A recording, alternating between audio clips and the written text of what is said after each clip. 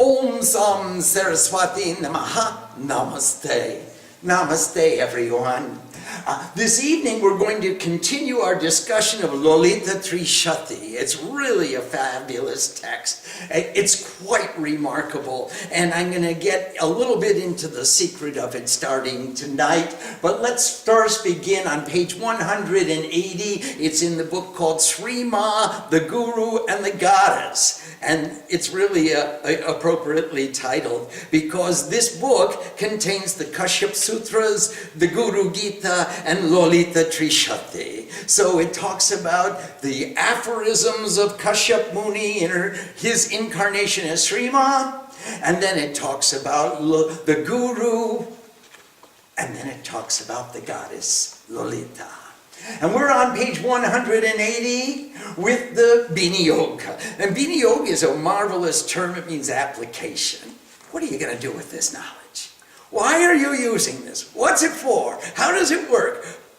Well, let's begin our discussion. Om Tadam Tadam, presenting the great mantras of the song containing 300 names of the playful Divine Mother. The highly respected Lord Hayagriva is the seer. Remember, he was telling this story to Agastya.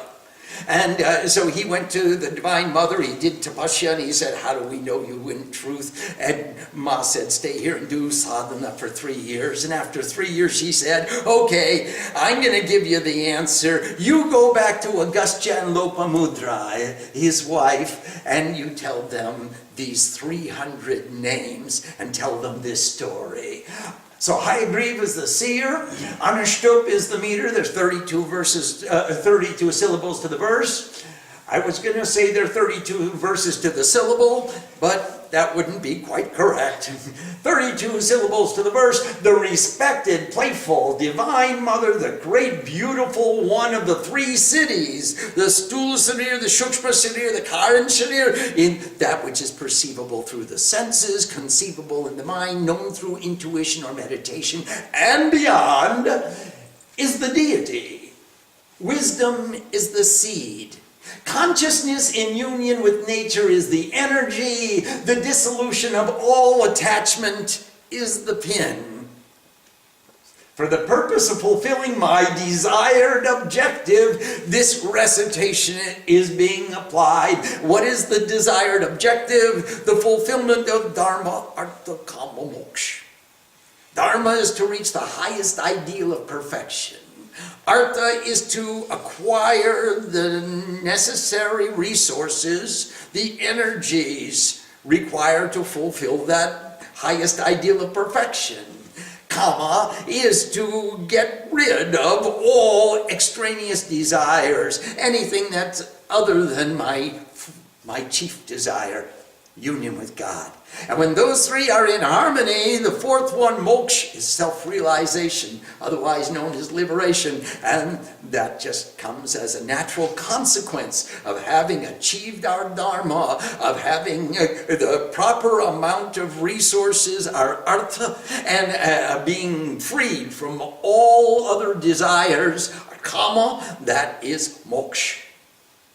And for the purpose of fulfilling my desired objective, this recitation is being applied. Next, it is appropriate to perform the establishment of the relevant mantras in the body and the hands. So let's start with our fingers. Remember, this is called Nyasa, the establishment in the car. The car is a hand. And I'm going to put her letters, her bijas, her mantras into every finger so that everything I touched is touched by God, for God, with God, and it's all got godliness involved in every action.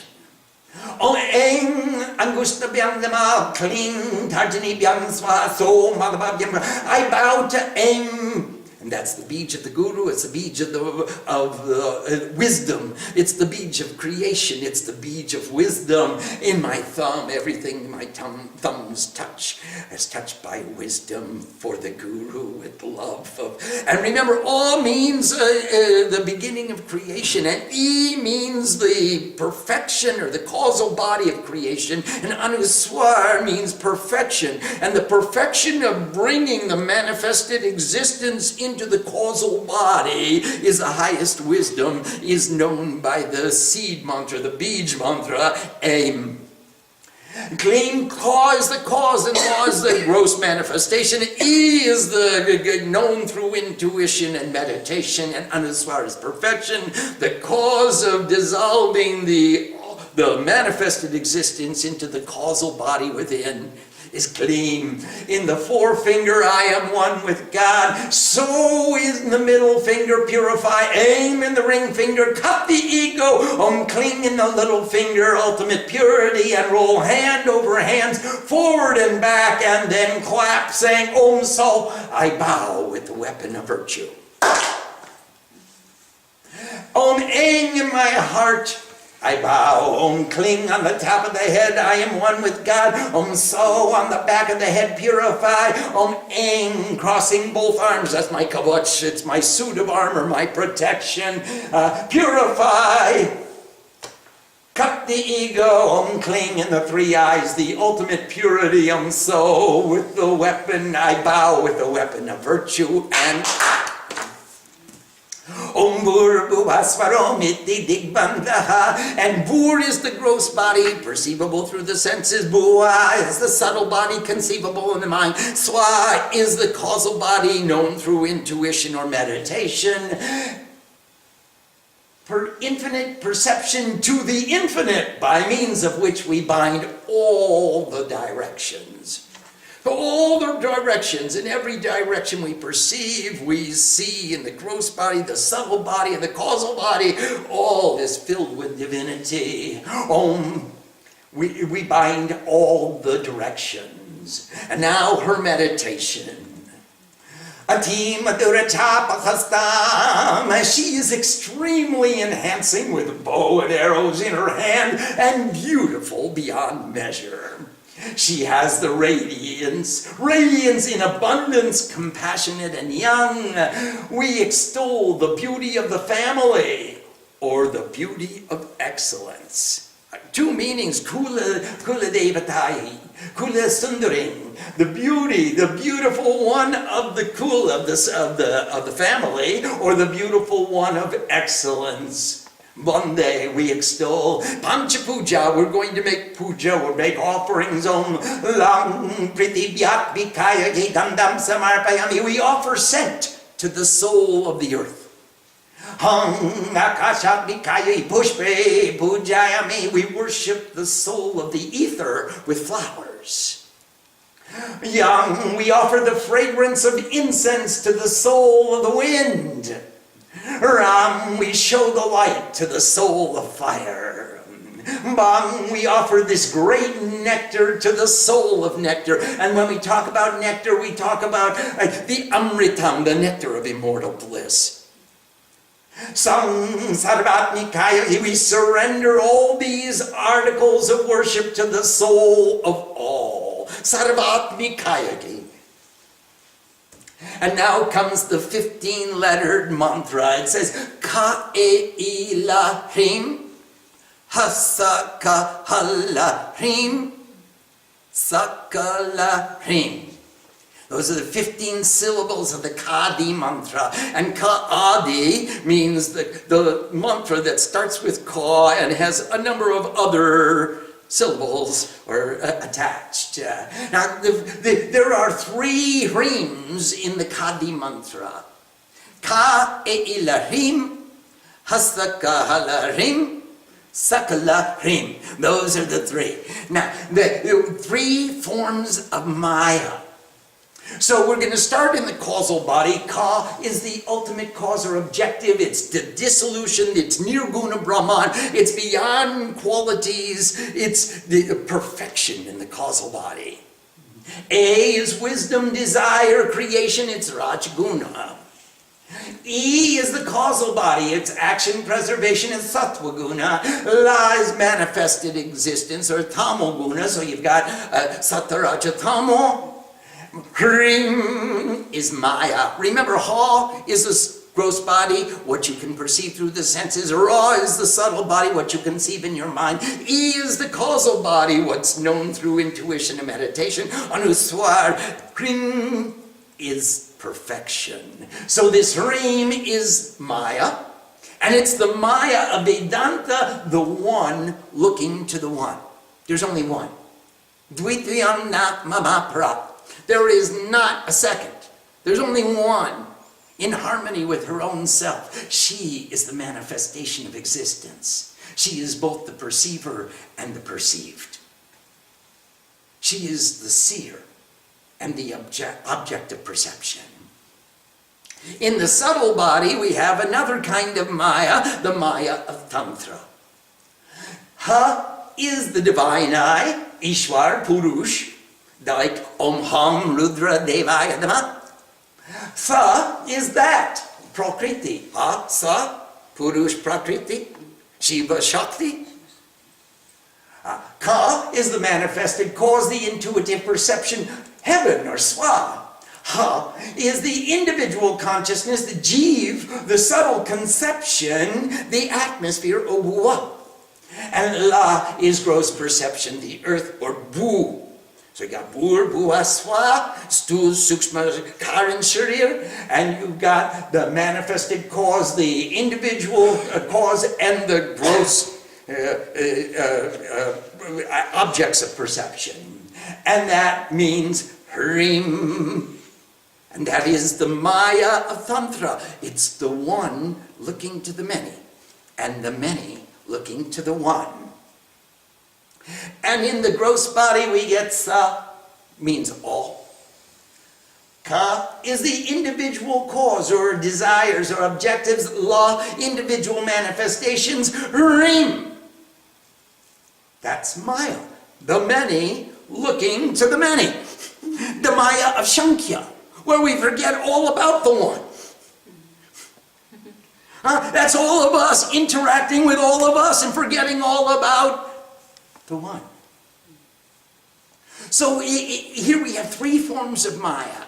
You've got the Maya of Shankhya, which says, this is an illusion. This is a delusion. This is silly. We're looking and interacting with each other and we're forgetting all about God. We're just trying to get more from me and forgetting about thee. And then we have the Maya of Tantra, the one who's cooking for all her kids. And she's feeding and nourishing and caring and loving for all her children. And all her children are congregating and paying respect to the one. And the third was the Maya of Vedanta. There is no duality. It's all one. Eko ibaham jagat yatra dvitviyam na mama para. There's only one. I alone am the reality of this existence, and there is not a second one. What are you messing around with all this logic for? Why don't you just see me? She's Sri Vidya, the knowledge of the highest respect. And as Sri, Sha means Shanti, peace. Ra means your mind. E means your heart. When you have peace in your mind and in your heart, you're showing respect. That's the highest respect. To listen, to see with peace in your mind and peace in your heart. Because you're not qualifying any perception. You're not only thinking about or seeing what you want it to be or thinking about it. You're just seeing. And after you see, you're entitled to think about it. After you hear, you're entitled to think about it. But if it's true, it will have an immediate effect. It'll change you if you don't think about it while you're listening. You just listen. Sri Vidya is the knowledge of the ultimate prosperity and respect. Because you can't prosper unless you respect. How God sees herself, how God sees the world and the world sees God, and how the world sees the world. The three forms of Maya. Maya as illusion, Maya as the universal body of nature, Maya as the one consciousness in harmony with its own self. Got it? So wonderful. It is wonderful. This is Kadi Vidya, and this is Sri Vidya, Remember, there are three forms of Sri Vidya. There's Kadi, there's Hadi, and there's Kadi. So now we're going to study Kadi Vidya, the 15-lettered mantra. And it says here, "O goddess, you are the protector of the most secret of mystical secrets. Please accept the recitation that I have offered and grant to me the attainment of perfection."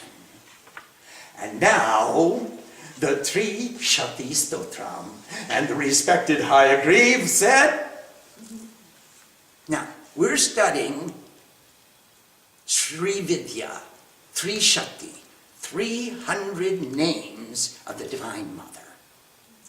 And I'd like to discuss a little bit about mathematics, because this is the perfection of mathematics.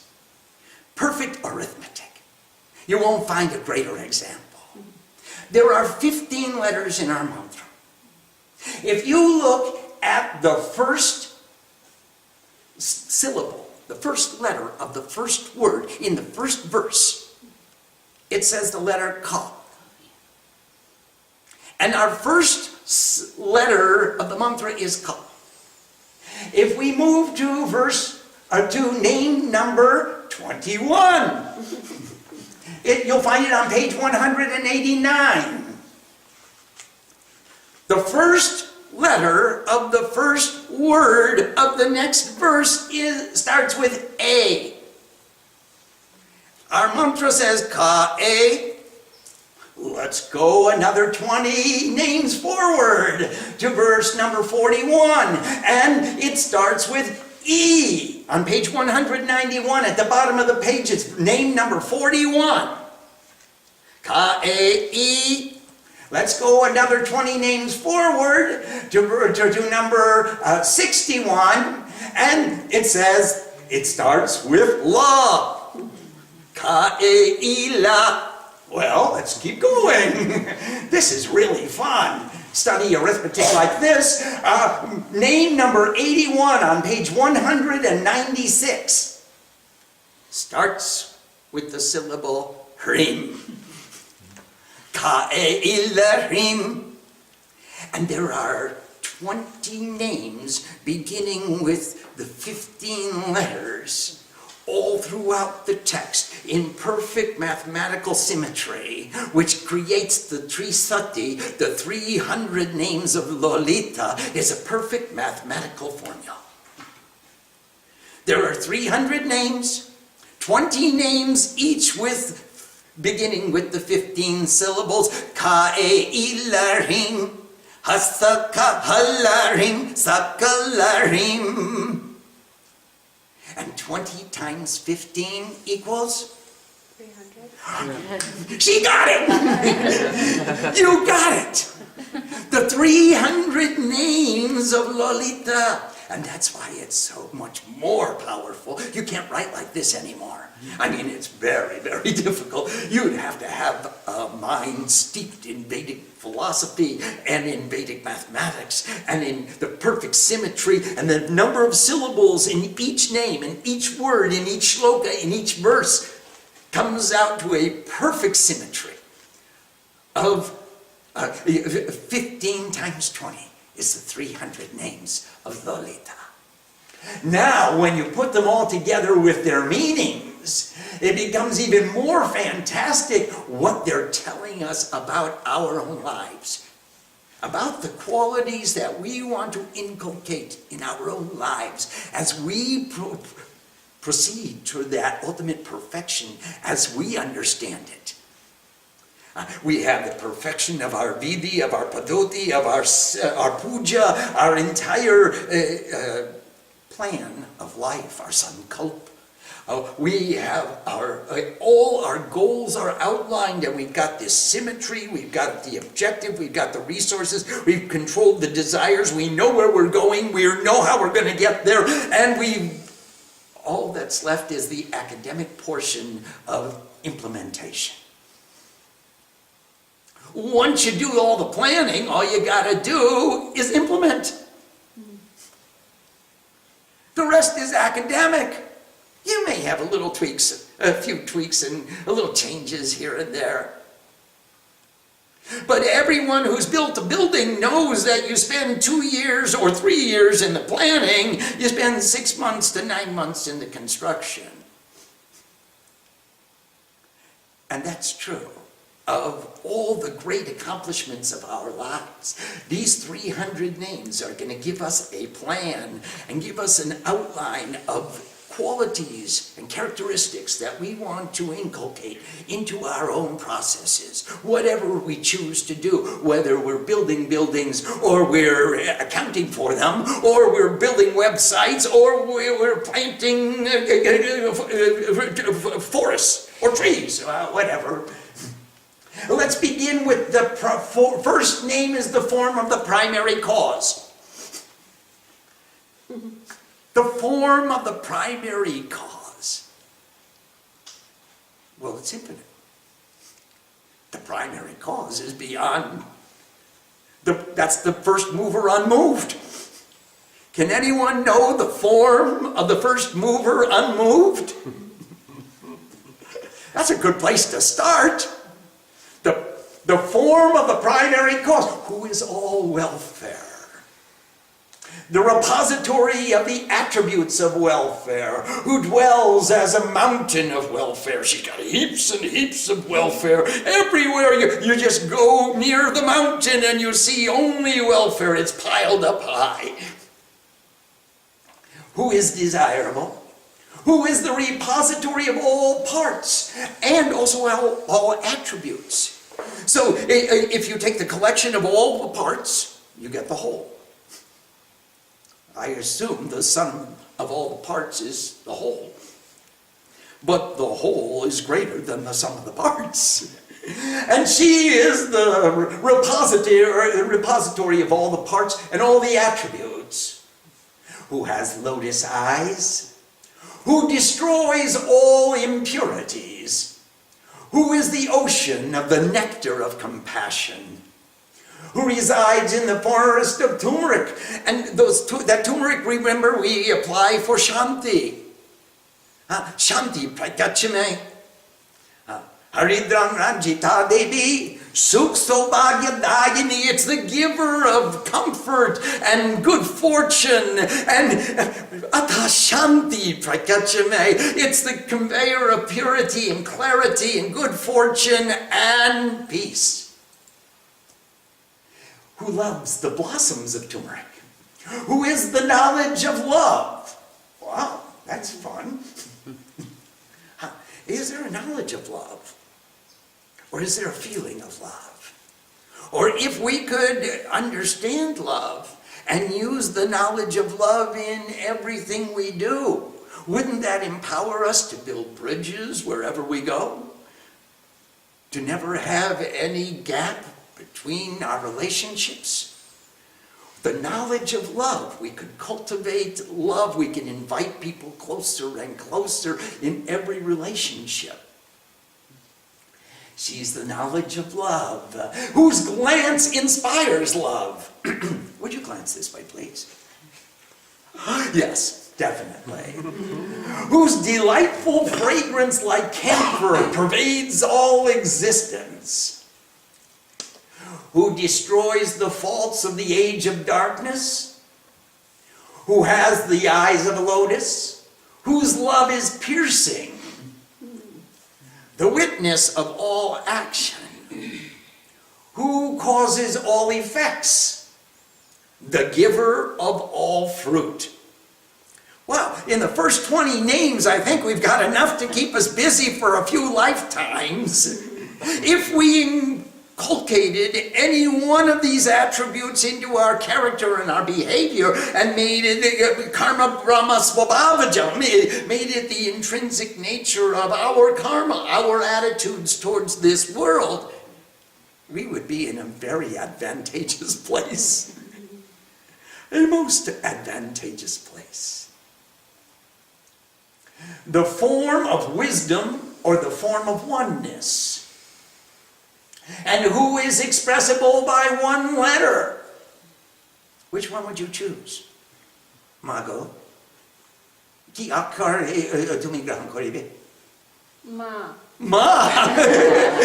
Cheater! I was going to say but Ma is very good too. Very good.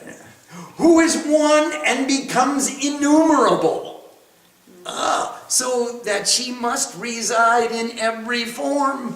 If she's the one active principle which has become innumerable, she resides in every diverse form that they're all her forms. She's everywhere. Who cannot be defined as this or that. Nandama, she can't be neti. And who is one in the bliss of consciousness and does not change.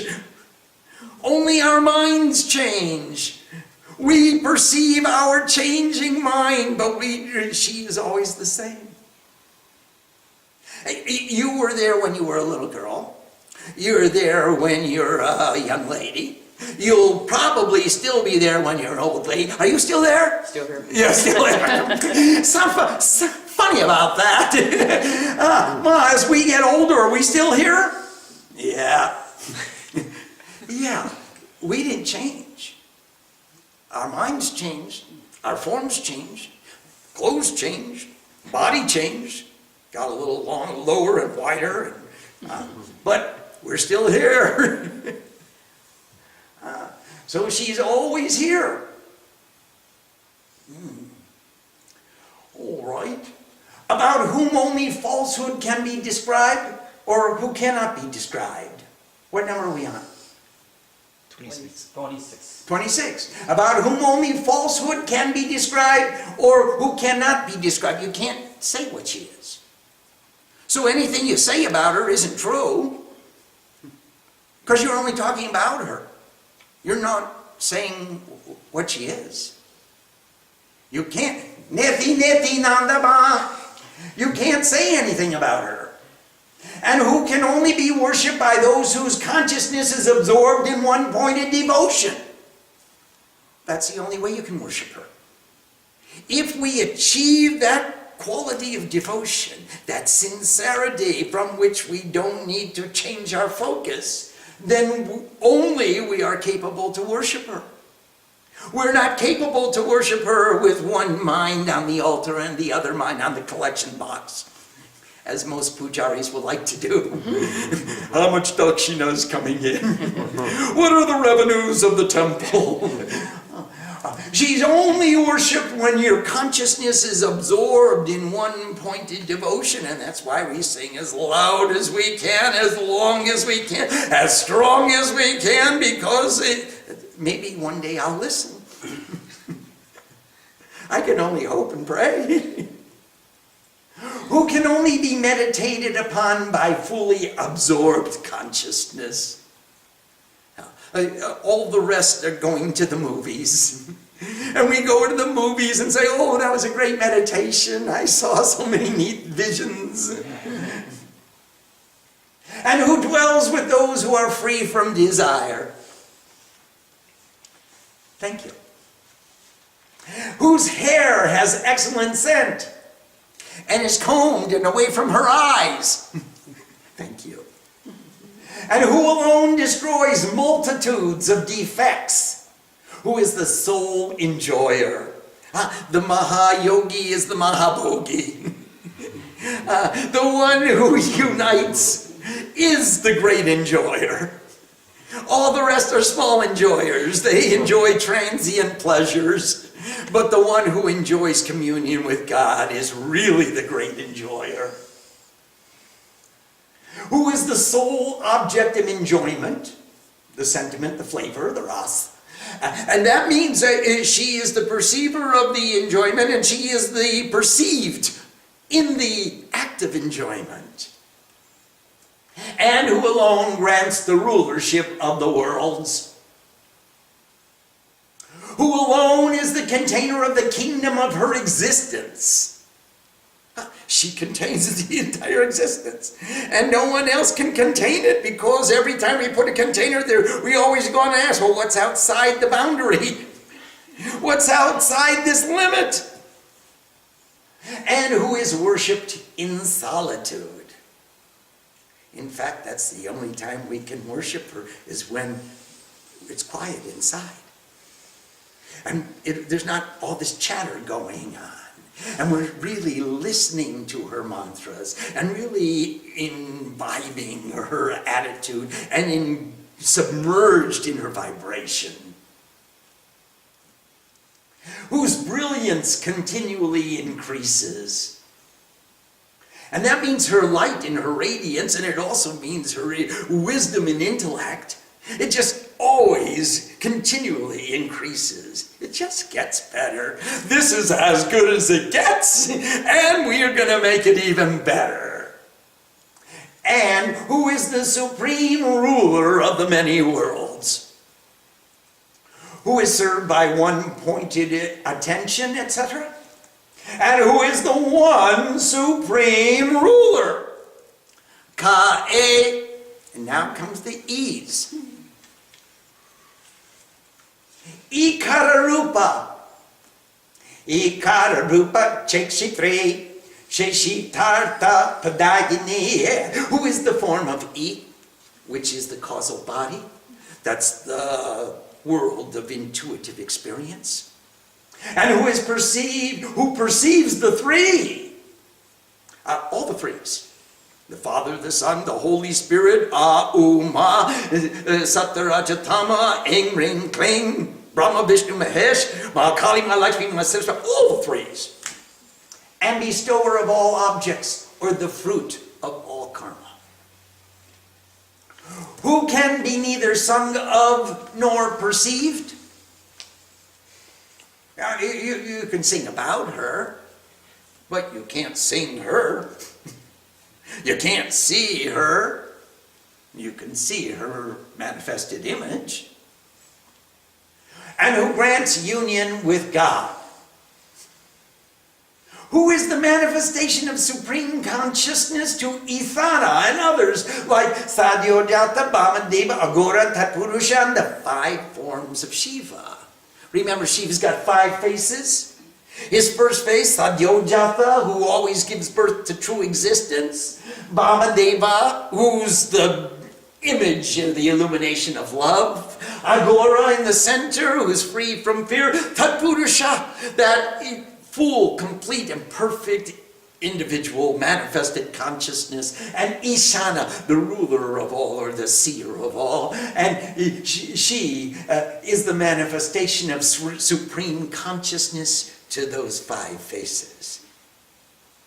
And who bestows the 8 powers of attainment. We just read about that in the study of Hanuman. The Ashtasiddhi no Nidikidata. Asparadin Janaki Mata. And so she gives the 8 powers of attainment. We had Lakima, Mahima, Prapti, being small, being big, being light, being heavy, being great, getting anything that you want. And then we add to that Stamanam, Uchatan, and Boshikaran, which means to be able to control your own mind. And Uchatan, to be able to share that control, that power of control with others. And Boshikaran means to be able to fix yourself in the performance of your sankalpa to further your goal. Ashtasiddhi no Nidikadata, the witness of the 3 worlds. She sees the gross body, the subtle body, the causal body, from whose desire comes forth the egg of creation. Srishti und Brahmanda is the egg of God came along. Brahma really laid an egg.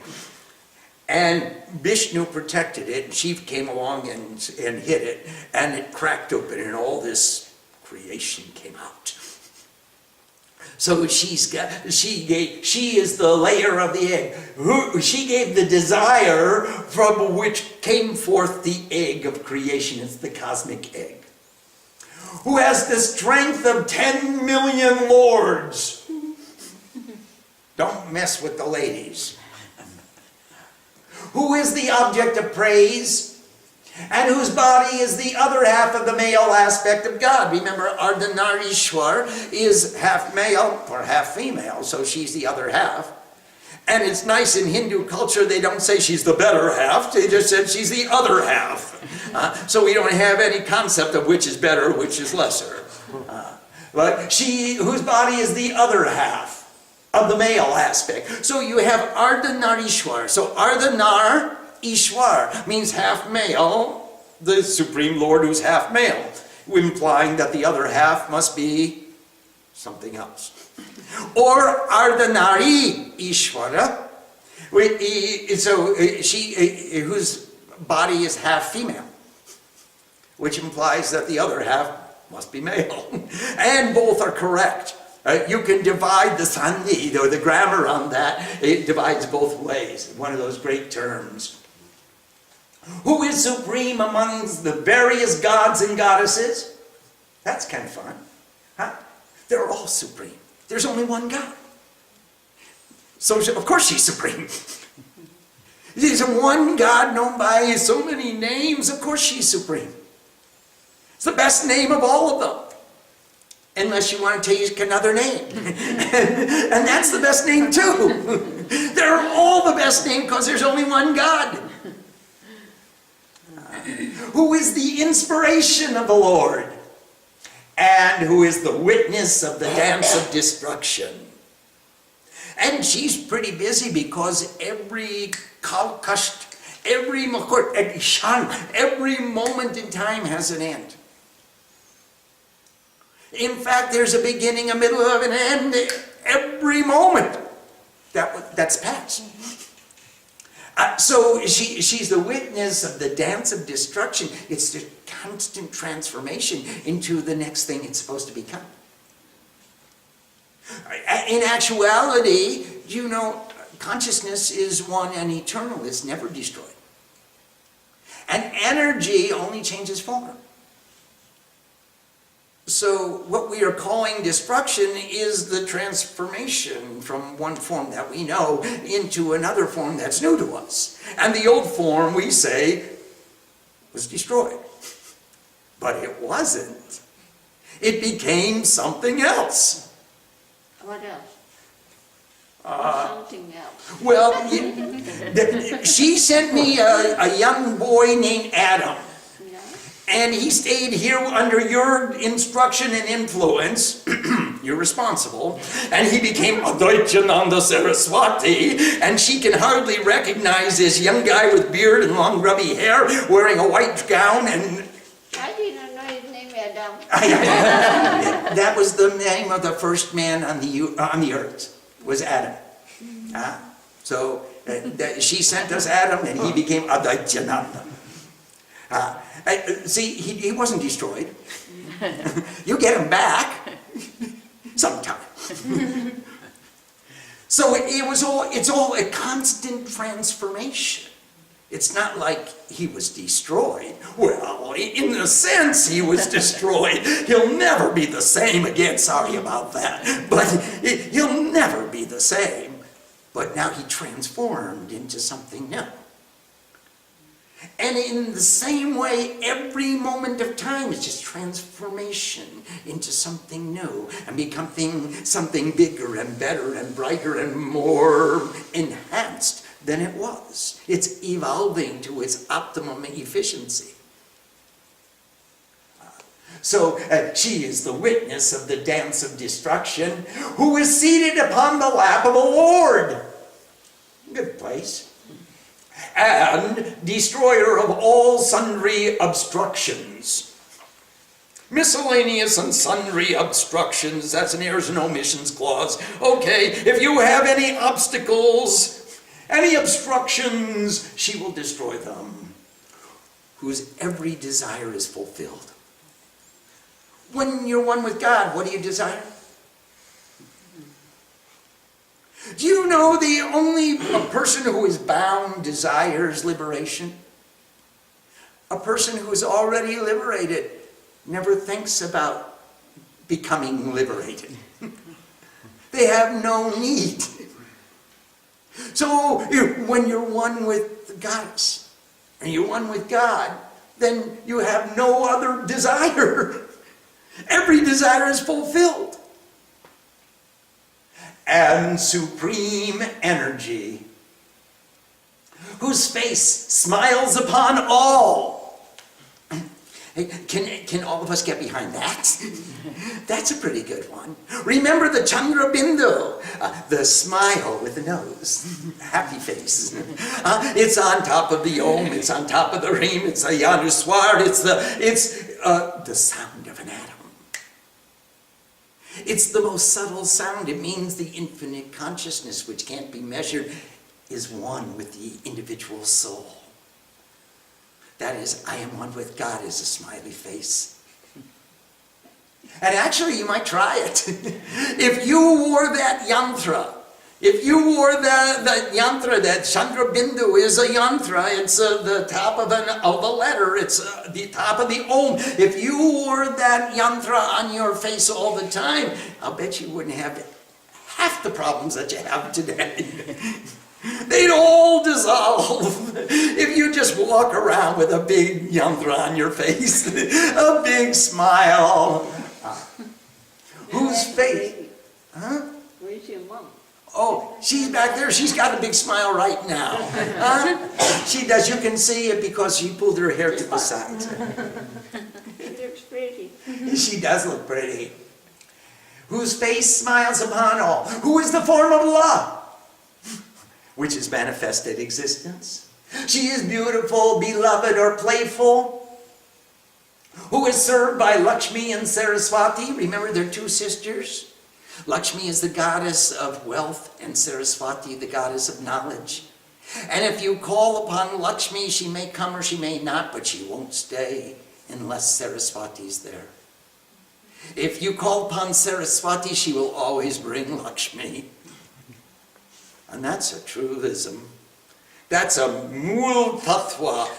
In fact, the Mool mantra, the root mantra of Hindu Dharma is the Gayatri, and it says, Tat Sabitur Varinyam. We meditate upon that light of wisdom, which is the highest wealth of the gods. Give us increase.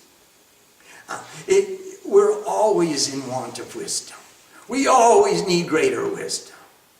Give us increase in wisdom in every circumstance in our lives. So if you call upon Saraswati and you bring that knowledge, you understand how much wealth do I need and what will I do with it? Not just I want more, but how much is the appropriate amount? Because too much is a pain. Too little is a pain. So what are my goals? I mean, what do I need the wealth for? What am I going to use it for? Now I can decide how much I need. Once I got a budget, when I have the goal, I can find the path. When I find the path, I know what resources I need in order to make the journey. Otherwise, I just keep running on the treadmill. But one time I get the discrimination to say, this is what I want the wealth for. This is how I want to use it. I can say, this is how much I need. And the rest of the time, I'm going to party. I want to give it away. There's 3 dispositions for any wealth: enjoyment, gift, or destruction. You either use it all up yourself, you give it away to others, or you watch the tax man come, or the thief come, or somebody's going to come and take it away.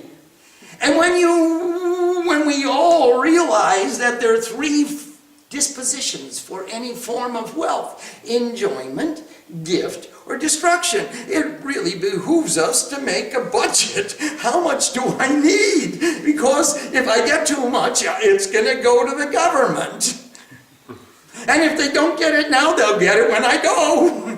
They're going to get their share. So how much do I want to work for the government? And how much do I want to enjoy? And what do I want? What is enjoyable to me? What are the things that I'd like to do? And how could I empower others to do the things they like to do? And we could all do the things we like to do together. With all the achievements that we've accomplished in our lives, we can understand, how do I employ those resources for the benefit and the upliftment of others? That's enjoyment and gift. And I don't have to worry about destruction. So who is served by Saraswati and Lakshmi? They go hand in hand. If you know, if you've got knowledge, you've got the wealth. The wealth will come if you know how to employ it, if you know how to invest it, if you know how to use it, make it grow on its own. So you don't have to keep thinking about, how do I get more? I need more. So, how much do I need? I can't tell you that until I tell you for what. How much do I need for what? Those will be the questions. Let's stop for a while and see if there are any questions. Om Sam Saraswati Namaha. Namaste. We have a question from Joshua. Namaste, Joshua. Why is there no invocation of Ganesh, Prayog, and Sankalpa to the Lalita Trishati as there is in most pujas? Joshua, to be honest with you, I got tired of copying and pasting. I thought by the time you got to this book, you would have memorized all of that stuff before you get here. And so I didn't think it was necessary to compile great big books of redundant material. And that's why I left a number of the Vidis that are standard in all of the beginners' pujas out of the intermediate pujas. And I included them in some of the pujas. Like in the book that we wrote, what was that called? From Birth to Death.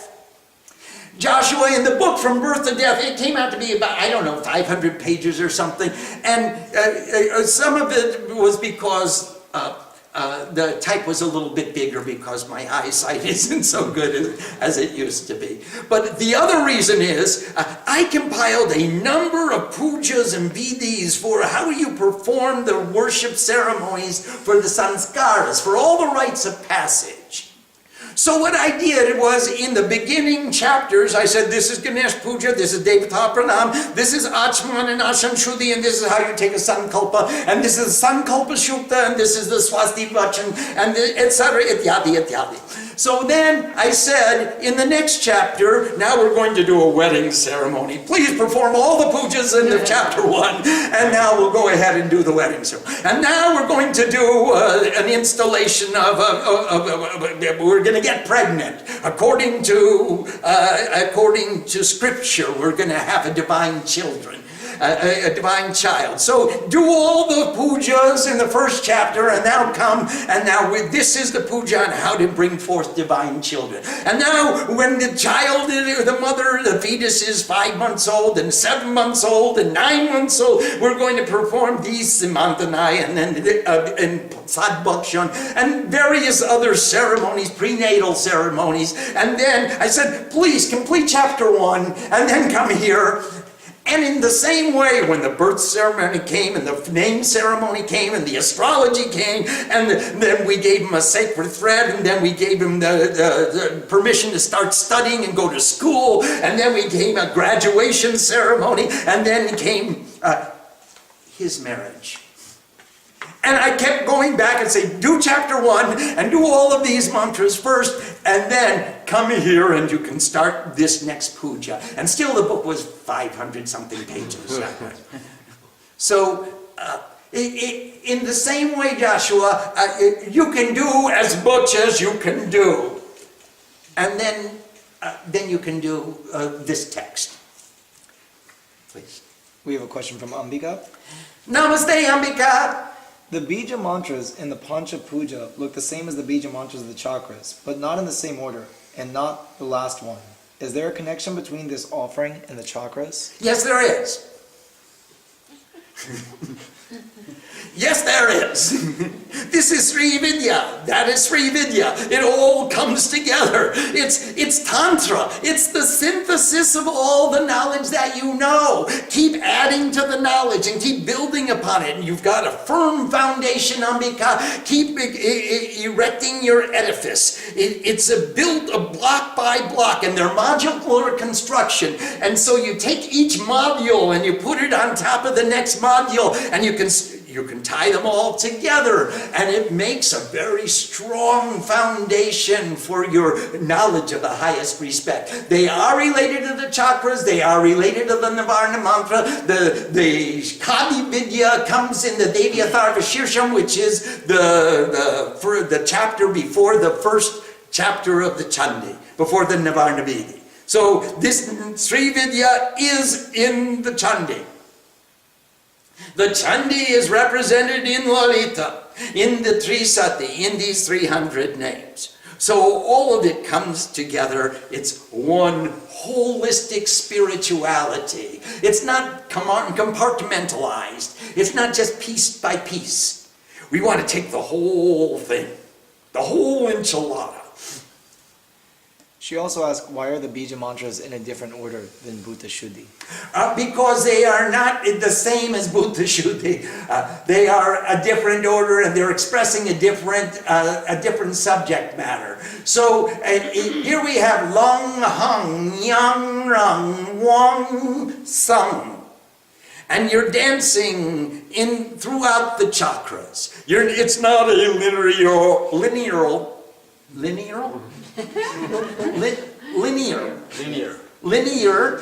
It's not a linear progression. I knew there was a word there. It's not a linear progression. We're going all over the place. You're playing, you're dancing on the stage of consciousness. Listen to her anklets tinkle. Listen to the love, the excitement, the emotion. Her voice is choked with emotion. Get into her bhava and get out of your head. We have a question from Nanda. Yes, neti. Next.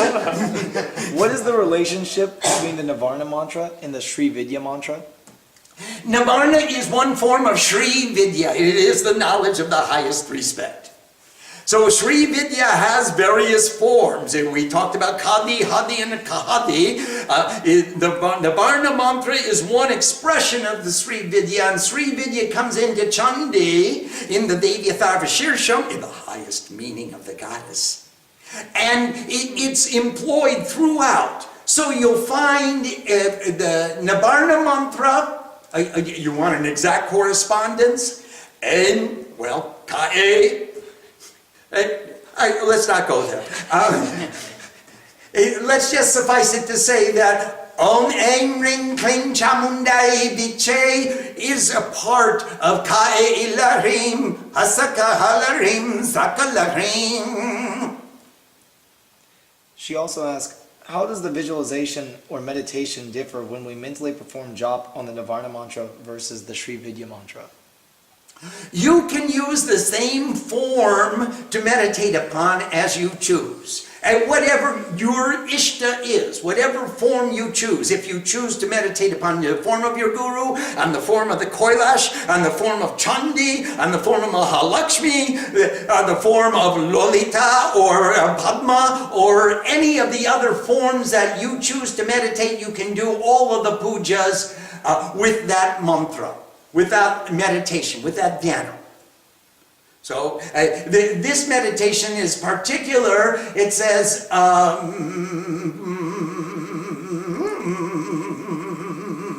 hey, where'd you go, Mr. Meditation? Atimadura chapa khastam, aporimida moda banas sobagyam, arunam atishaya karunam, abhinavakula sundaring bandage. This is a generic meditation for any of the beautiful goddesses you know, Nandama. I mean, she's got a bow and arrow, and she's beautiful beyond measure. She's got radiance and abundance. She's compassionate. She's young and beautiful, and we extol the beauty of excellence. Now, Tell me, what form do you want to meditate on? It's a generic meditation. It doesn't describe one particular goddess. We have a question from Julia. Namaste, Julia. Can you tell us more about the two Sanskrits, classical and sama? Yes. The classical is everything written in Anushtup Chanda at the later part of the Vedas. And the Sama has a notation for tone. And so the classical has the meaning, the meter, and the rhyme. And the Sama has the meaning, the meter, the rhyme, and the tone and the swar, the tune. So if you were going to sing this first verse as classical, you could say Kakabru Pakalgani, Kagana Guna Thalini, Kagana Guna Thalana, Kamani Yakulavati, Kamalachi Kamashakni, Karuna Mita Sagara, Kadambakana, Nabasakadam Bakusamaprika. So that's sort of like a classical tune. You could do it in any of the four ways of pronunciation that we discussed. We talked about a bhakti pot, kakabrupa kalyani, kalyana guna salini. You divide it at the quarter of the syllable. After eight tones, you take a pause or a breath. Or that's a bhakti pot, you can take it as a shakti pot. You could kakararupa kalyani, kalyana guna thalini, kalyana thudanila yakamni yakalavati. And you do one verse or two breaths or five breaths or 5 verses to the breath or whatever is your sankalpa. You could do it as a pranayam, which we did the chandi today. We inhale the mantra. Kakagarupa kalyani, kagana guna salini, kagana thudanila yakamni yakalavati. So in these ways, or the fourth way was jivanam.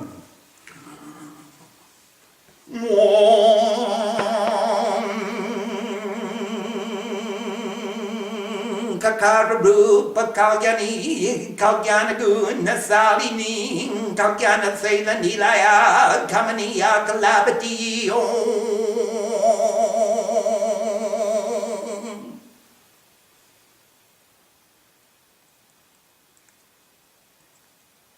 Make sure you don't have anywhere to go if you pronounce like that. And also make sure there's someone to pick you up when you fall down. But that's really fun too. So those are the 4 pronunciations. Now, if you add to that the sama or the swara and the tone and the song and the tune, kakararupa kalyani, kalyana guna thalini, kalyana thela nilaya, kamaniya kalabati. So we've got many times. You got to go up and you go down. You can wave your hands back and forth. You can be all as Brahmanical as you like to be.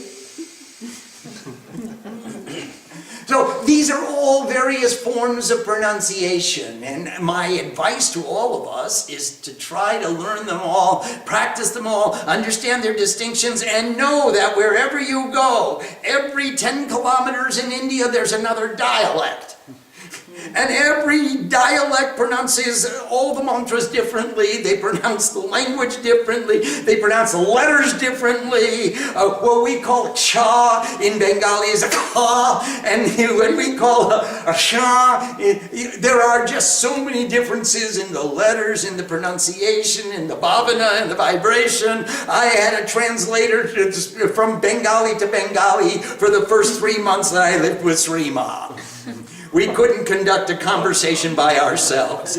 She spoke Pakka Bengali from the city, and I was from a village on the Bihar border, miles away. I mean, light years away. Luckily, fortunate for us, we had someone who grew up near a district, near my district, and she could speak my dialect, and she would translate. And Ma would say, "What did he say?" And it would drive me up a tree. I mean, I went ballistic. I'm speaking Bengali. What are you talking? Why are you? You're not. And then the lady would translate for me. So try to learn as much as you can, and then get into the understanding that no matter where you go, they'll do it a little bit differently. And the only place you can learn proper Sanskrit pronunciation is in Napa, California, in the Devi Mandir. If you want to learn true Sanskrit, you come to Napa. How would we know the Swara notations for the Lalita Trishati? You'll just have to listen. I did not write this in Sama. I have a writing in Sama, and I have a Samaveda, which has dots and dashes and curves and all kinds of new notations. They make all kinds of new looking letters. So if you've learned the Sanskrit alphabet, you've only begun. Because the Sama notations, they put the music notations above and below the characters, which extend the characters. And it's like adding diacritical marks to the English, except there are more of them. So I advise you to do the best you can. The Pancha Puja, Yes. can this be used in any puja that comes from the Lalita No. Trishati? No, actually, this Pancha Puja is it uses the Bij mantras that pertain to Sri Vidya in this Pancha Puja. So you can't use it anywhere. You wouldn't want to anyway. You've got an expanded puja. You do what's called Raj Upachar. There's a puja with 4 items: Patram, Pushpam, Toyam, Phalam, Yome, Bhatya, Prakachati. Who gives me a leaf, a flower, a fruit, or some water? That's a perfect puja. And then there's Pancha Upachar Puja, and then there's Das Upachar Puja, there's Shorash Upachar Puja, there's a puja with 16 items and with 24 items, and you do Raj Upachar Puja anyway, with unlimited amount. I can't even count the number of items that you offer every day. So you have no need for a 5-item puja. That's like going to grad school students and saying, would you please learn the alphabet? I assume they know it by the time they get to grad school. Om Sam Saraswati Namaha Namaste.